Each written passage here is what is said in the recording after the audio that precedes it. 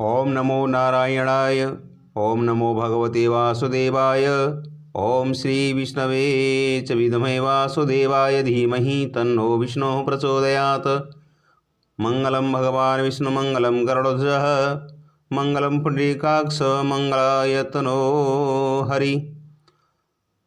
सभी दर्शक साथियों पर लक्ष्मी मैया भगवान हरि विष्णु सदा कृपा बरसाए रखें, उनके घर में सुख समृद्धि वैभव संपन्न बनाए रखें और उनकी मनोकामना पूर्ण करते रहें और मनोकामना पूर्ण होती रहें। जो भी दर्शक साथी भक्तगण आज इस वीडियो को देख रहे हैं, कुछ लोग कन्फ्यूज हैं कि हमें 8 दिसंबर को एकादशी का व्रत करना चाहिए या 9 दिसंबर को भी एकादशी का व्रत करना चाहिए। इसका पारायण का समय क्या रहेगा और इसका हरिवासर जो समय होता है वो कब तक रहेगा, हमें पारायण कब करना चाहिए। तो ये आपके कुछ कन्फ्यूज हैं, वो सभी कन्फ्यूज इस वीडियो में दूर होने वाले हैं। साथ ही साथ इस उत्पन्ना एकादशी का नाम उत्पन्ना एकादशी क्यों पड़ा, ये जानकारी इस वीडियो में देने वाले हैं। तो अभी तक आपने चैनल को सब्सक्राइब नहीं किया हो तो प्लीज़ चैनल को सब्सक्राइब कीजिए और लाइक कमेंट कीजिए, जिससे हमें ये हमारा एक जरिया है कि जिससे हमें ये हम जान पाएँ कि हमारी वीडियो आप लोगों को पसंद आई।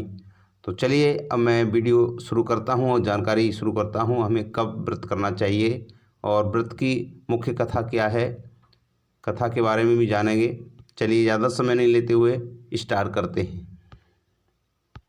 मार्गशीर्ष एकादशी भगवान विष्णु हरि का स्वयं साक्षात रूप है।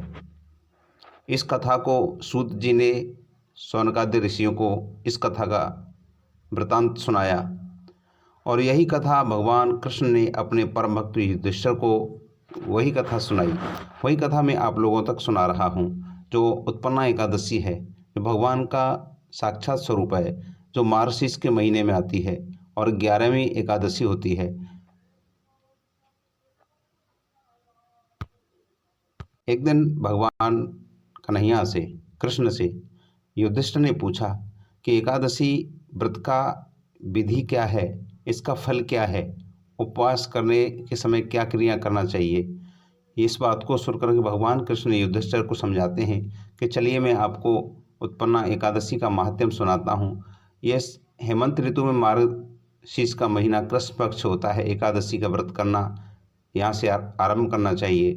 10वीं की शाम काल को भोजन के बाद अच्छी तरह से दातून वगैरह कर लें, जिससे हमारे दांतों के बीच में अन्न का कोई तिनका न रह जाए, और रात्रि को भोजन कदाचित न करें। अधिक बोले नहीं। एकादशी के दिन 4 बजे उठ करके व्रत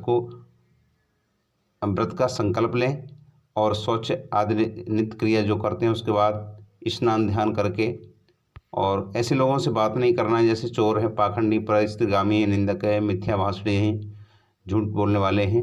इस पर के पापी लोगों से बातचीत नहीं करना चाहिए। स्नान के बाद धूप दीप नैवेद्य और 16 प्रकार से भगवान का पूजन करना चाहिए और मंत्र का उच्चारण करना चाहिए। मंगलम भगवान विष्णु मंगलम गरुड़ध्वजः मंगलम पुंडरीकाक्ष मंगलाय तनो हरि। रात्रि में भगवान के कीर्तन भजन करना चाहिए और जाने अनजाने में कोई पाप अगर हो भी गया हो तो उसके लिए क्षमा मांगना चाहिए। और ये परम पिता परमात्मा का ध्यान करते हुए एकादशी के आप रहते हैं तो व्रत करते हैं तो आप कृष्ण पक्ष और शुक्ल पक्ष दोनों एकादशियों को समान समझना चाहिए, बराबर समझना चाहिए। एकादशी का व्रत का इतना बड़ा फल मिलता है जैसे कि किसी शंखोद्धार तीर्थ में स्नान करने से, भगवान के दर्शन करने से जो फल प्राप्त होता है वो एकादशी के व्रत के 16वें भाग के भी समान नहीं है। यानी उस दर्शन से जो फल प्राप्त होता है, यानी व्यतिपात के दिन दान देने का लाख गुना फल होता है। संक्रांति में 4 लाख गुना और सूर्य चंद्र ग्रहण में स्नान दान से जो पुण्य प्राप्त होता है वही पुण्य एकादशी के दिन व्रत करने से मिलता है। हजारों यज्ञों से भी अधिक इसका फल होता है। इस व्रत का प्रभाव देवताओं को भी दुर्लभ है। रात्रि को भोजन करने वाले को उपवास का आधा फल मिलता है और दिन में एक बार भोजन करने वाले को भी आधा ही फल प्राप्त होता है, जबकि निर्जल व्रत रखने वाले को माध्यम तो देवताओं भी वर्णन नहीं कर सकते। युधिष्ठिर कहने लगे, भगवान, आपने हजारों यज्ञ लाखों गोदान को भी एकादशी व्रत के बराबर नहीं बताया, तो यह तिथि सब तिथियों में उत्तम कैसे हुई, बताइए। भगवान कहने लगे, हे युधिष्ठिर, सतयुग में मुर नाम का दैत्य उत्पन्न हुआ। वो बड़ा ही बलवान था, बड़ा ही भयानक था, प्रचंड दैत्य था। उसने इंद्र आदि, वसु, वायु, अग्नि आदि सभी देवताओं को पराजित करके भगा दिया। इंद्र सहित सभी देवता भयभीत होकर के भगवान शिव की शरण में पहुंचे और अपना वृतांत कह सुनाया। तब कैलाशपति भगवान भोलेनाथ बोले कि हे मुरदैत्य से भयभीत होकर सब देवता मृत्यु लोक में फिर रहे। तब भगवान शिव ने कहा, देवताओं, तीनों लोकों के स्वामी, भक्तों के दुखों का नाश करने वाले भगवान विष्णु की शरण में जाओ,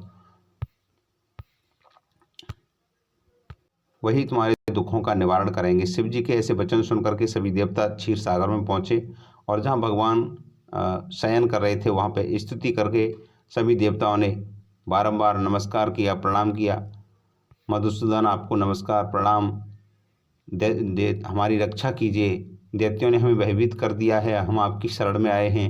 आप संसार के कर्ता हैं, माता पिता हैं, उत्पत्ति और पालन करता हैं, संहार करने वाले हैं, सबको शांति प्रदान करने वाले हैं। आकाश और पाताल भी आप ही हैं। सबके पितामह ब्रह्मा, सूर्य चंद्र अग्नि, सामग्री, होम आहुति, तंत्र मंत्र, जप, यजमान, यज्ञ कर्म करता भोक्ता भी आप ही हैं। इस तरीके से उन्होंने प्रार्थना की और फिर भगवान ने कहा, देवताओं, कैसे प्रार्थना कर रहे हो, बताइए। तो अब इंद्र ने कहा कि एक मायावी दैत्य ने हमें पराजित किया है, आप हमारी रक्षा कीजिए। भगवान कहते हैं, देवताओं, उसका स्थान कहाँ है, वो मुझे बताओ, कहाँ का रहने वाला है। तब उसी समय इंद्र ने कहा, प्रभु, वो प्राचीन समय में एक नाड़ी जंग नामक राक्षस था, उसके महापराक्रमी और लोक विख्यात, उसका नाम है मुर, मुर का पुत्र हुआ। उसकी जो चंद्रावती नाम की नगरी है, उसी ने सब देवताओं को स्वर्ग से निकाल कर अपना अधिकार जमा लिया है, उसका नाम है मुर। देवताओं की बात को सुनकर के भगवान ने कहा, हे देवताओं, मैं शीघ्र ही उसका संहार करूंगा, तुम चंद्रावती नगरी जाओ। इस प्रकार कहकर भगवान सहित सभी देवताओं ने चंद्रावती नगरी की ओर प्रस्थान किया। उस समय मुर सेना सहित युद्ध भूमि में गरज रहा था। उसकी भयानक गर्जना सुनकर के सभी देवता भय के मारे चारों दिशाओं में भागने लगे। जब स्वयं भगवान रणभूमि में आए तो दैत्य उन पर अस्त्र शस्त्र का प्रहार करने लगे। भगवान ने उन्हें सर्प के समान अपने बाणों से बींध डाला। बहुत से दैत्य मारे गए, केवल मुर बचा। जो मुर नाम का राक्षस वही था बच रहा। वह अविचल भाव से भगवान के साथ युद्ध करता रहा। भगवान जो भी तीक्ष्ण बाण चलाते उसके लिए पुष्प सिद्ध हो जाते। काफ़ी समय तक युद्ध हुआ, लगभग 10,000 वर्ष तक उनका युद्ध चलता रहा, किंतु मुर हारा नहीं। थक कर भगवान बद्रिकाश्रम चले गए और वहाँ हेमवती नामक सुंदर गुफा थी। उसमें विश्राम करने के लिए भगवान उसके अंदर प्रवेश कर गए। वह गुफा 12 योजन लंबी थी और उसका एक ही द्वार था। भगवान विष्णु वहाँ योग निंद्रा की गोद में सो गए। मोर भी पीछे पीछे आ गया और भगवान को सोया देख करके मारने को उद्यत हुआ। भगवान के शरीर से उज्ज्वल कांतिमय रूप वाली देवी प्रकट हुई। देवी ने राक्षस मोर को ललकारा, युद्ध किया और उससे तत्काल मौत के घाट उतार दिया। श्रीहरि जब योग निंद्रा की गोद से उठे तो सब बातों को जानकर उस देवी से कहा कि आपका जन्म एकादशी के दिन हुआ है, अतः आप उत्पन्ना एकादशी के नाम से पूजित होगी। आपके भक्त वही होंगे जो मेरे भक्त होंगे। तो ये भगवान का स्वरूप है। एकादशी उत्पन्ना एकादशी के नाम से जानते हैं। ये व्रत की कथा आपको सुनाई। अब मैं समय बता रहा हूँ, हमें व्रत कब करना चाहिए, 8 दिसंबर को या 9 दिसंबर को कब पारायण करना चाहिए, वो जानकारी बता रहा हूँ। उत्पन्न एकादशी तिथि है जो 8 दिसंबर को सुबह 5:06 से प्रारंभ हो जाएगी और एकादशी तिथि जो समाप्त होगी वो 9 दिसंबर सुबह 6:31 पर समाप्त हो जाएगी। यानी 5:06 से शुभारंभ हो जाएगा एकादशी का 8 दिसंबर को, 9 दिसंबर को 6:31 तक रहेगी और उसका जो पूजन का समय रहेगा, पूजा का जो शुभ मुहूर्त है वो 8 दिसंबर को 7:01 से लेकर के 10:54 तक रहेगा। और देखिए यहाँ पे लोग कन्फ्यूज हैं, जो 8 दिसंबर को व्रत रखेंगे उनको पारायण करना है तो वो 9 दिसंबर में जाकर के पारायण करेंगे। एकादशी व्रत के बाद में हरिवासर का समय होता है, वो लगभग 5 से 6 घंटे का होता है।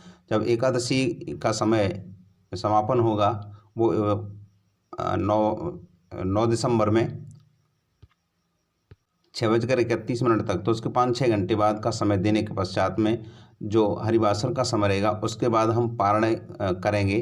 तो हम पारण करने का समय वो रहेगा वो 9 दिसंबर 1:15 से लेकर के 3:20 तक के मध्य का जो समय है वो पारण का समय रहेगा।